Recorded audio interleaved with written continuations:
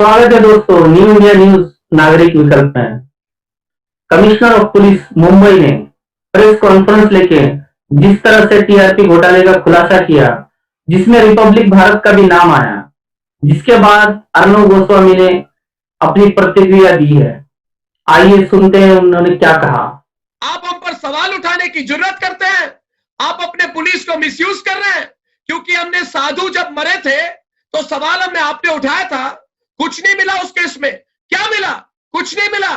माफी मांगो परमवीर सिंह, झूठा आरोप लगाओगे, बोलोगे टीआरपी गलत है, चैनल को बंद कर दूंगा, मैं मुंबई का दादा हूं, मैं जो मन में आए करूंगा, अर्णव गोस्वामी को पुलिस ले जाऊंगा, स्टेशन ले जाऊंगा। अरे सुन लो परमवीर, पैदल चलूंगा घर से पुलिस स्टेशन तक और पैदल वापस आऊंगा मैं। कर लो जो कर लो तुम। जी हाँ दोस्तों, आप पुलिस का मिसयूज कर रहे हैं। आपकी जरूरत कैसे हुई? इस तरह के अल्फाज अर्णव गोस्वामी ने यूज किए। मैं आपको बताना चाहता हूं एक पुरानी क्लिप, किस तरह से अर्णव गोस्वामी रिया चक्रवर्ती का नाम ले रहे हैं, किस तरह से एक खुलासा कर रहे हैं कि सुशांत सिंह की टांग टूटी हुई थी, उनके गले में सुई चुभी हुई थी, जबकि आज रिपोर्ट आ चुकी है एम्स की कि वो आत्महत्या ही थी। उसको हत्या साबित करने की किस तरह से कोशिश कर रहे थे और किस तरह से अपने मंच का दुरुपयोग कर रहे थे और अपने पद का दुरुपयोग कर रहे थे। आइए देखते हैं दोस्तों। नीरज, सैमुअल मिरांडा, रिया चक्रवर्ती एक योजना बना रहे हैं कि किसी तरह से छोटे मोटे केस से निकल जाए, लेकिन मैं इन्हें तब तक नहीं छोड़ूंगा जब तक 302 का केस दर्ज करके पूरी जांच नहीं हो जाती। इससे कम कुछ भी मंजूर नहीं है मुझे।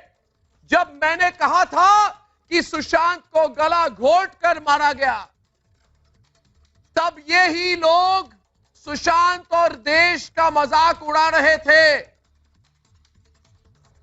जब हमने पुलिस पर सवाल उठाए थे तो उन्होंने संजय राउत और मुंबई पुलिस की तारीफ की थी,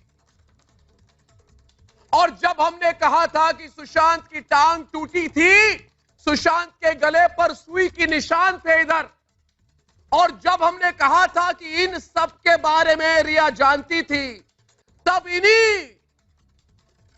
इन्हीं तक वालों ने उल्टा रिया और एक मंच दिया और तक वालों ने कैंपेन चलाया था। तब जस्टिस फॉर रिया कैंपेन शुरू कर दी। दोस्तों, मेरे लिए पत्रकारिता संदिग्धों, हत्यारों, नशेड़ियों को मंच देने का मुहिम नहीं है। मेरे लिए पत्रकारिता एक ऐसी मुहिम है जिसमें मैं चाहता हूं कि हर अपराधी को ऐसा तमाचा लगे जिससे समाज को एक सीख मिले। इसलिए रिया और संदीप को मंच देने वाले सुन लो, 302 इन सब के लिए, इन तक वालों के लिए सबसे बड़ा तमाचा होगा। यह सीख है समाज के लिए। इन लोगों को सामाजिक बहिष्कार बहुत जरूरी है दोस्तों, क्योंकि हम जानते हैं कि सत्यमेव जयते जैसे नारे का गलत इस्तेमाल करके रिया के पक्ष में माहौल बनाने की कोशिश तक वालों ने की थी। जी हाँ दोस्तों, जिस तरह से अर्णव चिल्ला के कह रहा है कि 302 से कुछ कम बिल्कुल नहीं, 302 लेके रहेंगे। क्या 302 किसी तरह का कोई अधिकार है? किस तरह से अर्णव कह रहा है कि गले में सुई चुभाने के निशान है, टूटी हुई टांग है। सारे डॉक्टर, सारे न्याय प्रणाली को गलत साबित करने का ट्राई कर रहा है और अपने पद का दुरुपयोग कर रहा है। और जब मुंबई पुलिस कमिश्नर इस तरह की प्रेस कॉन्फ्रेंस करते हैं तो उनपे किस तरह से दबाव बनाने का ट्राई कर रहा है, अपने मंच का दुरुपयोग करके कह रहा है कि मैं पैदल जाऊंगा और सुशांत सिंह केस को मैं आगे तक ले जाऊंगा। सुशांत सिंह केस की इन्वेस्टिगेशन चल रही है सीबीआई के द्वारा। एम्स ने रिपोर्ट दे दी है कि वो आत्महत्या ही नजर आ रही है, उसी एंगल में उसकी जांच आगे बढ़ रही है। लेकिन अर्णव गोस्वामी का एक तरीका है कि खुद को सच साबित करना है, सिर्फ खुद का ही सच खुद बोलता है, वही सच है, उसके अलावा सब कुछ झूठ है। आइए देखते हैं किस तरह से वो उद्धव ठाकरे और पुलिस कमिश्नर के बारे में अभद्र भाषा का प्रयोग कर रहा है।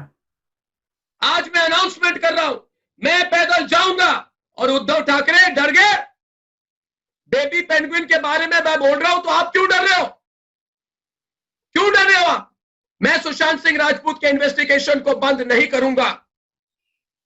मैं हाथरस की सच्चाई दिखाऊंगा कि दंगा भड़काने की कोशिश हुई थी।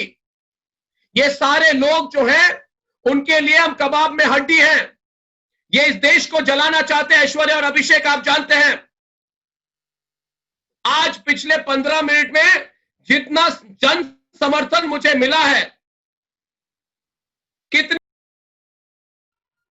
जी हाँ दोस्तों, किस तरह से अभद्र टिप्पणी कर रहा है मुख्यमंत्री जी पे। और दूसरी बात ये बता रहा है कि ये लोग देश को जलाने की साजिश कर रहे हैं।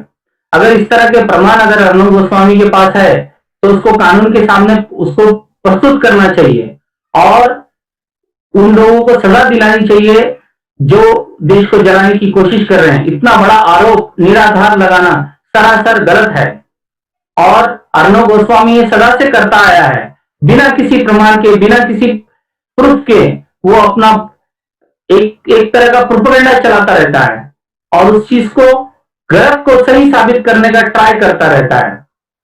लोगों ने मुझे फोन किया कि अर्णव आप आपके साथ है, क्या गलती है हमारी? मैं राष्ट्रवादी हूं, मैं सनातन धर्म को मानता हूं, ये कोई गलती है? राष्ट्रवाद, सनातन धर्म कोई गलती है? जातिवाद के नाम पर दंगे नहीं करने देना गलती है मेरी? सुशांत सिंह राजपूत के लिए 109 दिनों से लड़ना गलती है मेरी?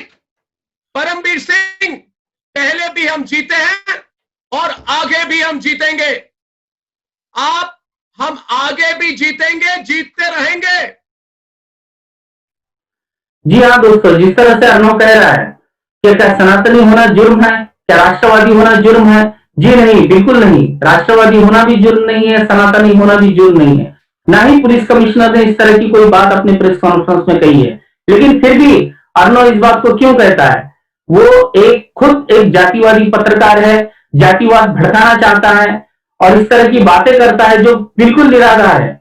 जो बात कर रहा है, जिस तरह से वो बात कर रहा है कि दंगा भड़काने की कोशिश मैंने रोक दी है, उसके पास क्या अधिकार है दंगा भड़काने की कोशिश रोकने के? किस तरह से उसने दंगा भड़कने से रोका है? हालांकि वो तो ये नजर आता है कि दंगा भड़काने की वो खुद कोशिश करता है, इस तरह के प्लेइंग कार्ड खेल के, राष्ट्रवादी, सनातनी, जबकि इस मुद्दे पे, टीआरपी के मुद्दे पे, राष्ट्रवाद, सनातन, इस तरह का कोई मुद्दा अर्णव गोस्वामी को नहीं लाना चाहिए था। उसकी लाने की पीछे उसकी मंशा क्या है, इस बात को समझना बेहद जरूरी है। इस तरह की पत्रकारिता को रोकना बेहद जरूरी है। जो खुद कहता है कि मैं दंगा रोकने का ट्राई कर रहा हूं, जबकि वो खुद ही दंगा भड़काने का ट्राई करता है, इस तरह के वक्तव्य करके अपने देश में विभाजन करने का ट्राई करता है। इसको रोकना बेहद जरूरी है। इस तरह की पत्रकारिता की हमारे देश को कोई जरूरत नहीं है, जो बिना प्रमाण के, बिना किसी तथ्य के अपना एजेंडा चलाता है।